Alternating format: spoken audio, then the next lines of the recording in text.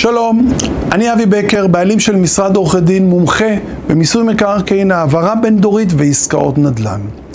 אחרי עשרות שנים שבהם ליוויתי לקוחות קטנים, גדולים ואפילו לקוחות ענק, החלטתי לפתוח ערוץ פודקאסט 24/10 על החיים, החוק ומה שביניהם.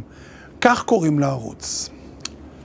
הפודקאסט מיועד למי שרוצה לדעת יותר, לחשוב קדימה, לתכנן נכון, לחסוך עשרות ומאות אלפי שקלים ולשמור על שלמות המשפחה. מעבר למשרדי, אני גם בעלים ומייסד של שתי חברות נוספות. חברת ביטקס, שהיא חברת תוכנה המתקדמת בישראל לחישובי מס שבח, שמשמשת כיום את מרבית משרדי עורכי דין המובילים בארץ בתחום מיסוי מקרקעין, את לשכת השמאים בארץ, יועצי מס ועוד רבים ואחרים.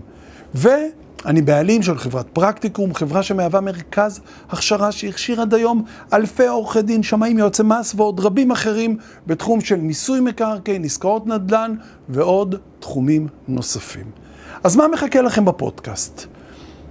מקרי אמת ופסיקות משמעותיות שאני אשתף אתכם. טיפים ופרקטיקה מהשטח. רעיונות עם מומחים בתחומים נוספים ומגוונים שישתפו אותנו גם הם מניסיונם. המטרה שלי בעצם בפודקאסט היא לבנות יחד איתכם גשר. גשר בין עולם המשפט לבין החיים עצמם.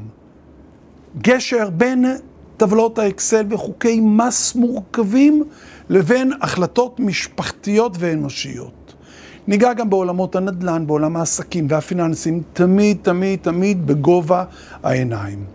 שום דבר כאן לא מחליף ייעוץ אישי ומקצועי, אבל כן ייתן לכם ידע וכלים שיכולים לשנות לכם דרך חיים.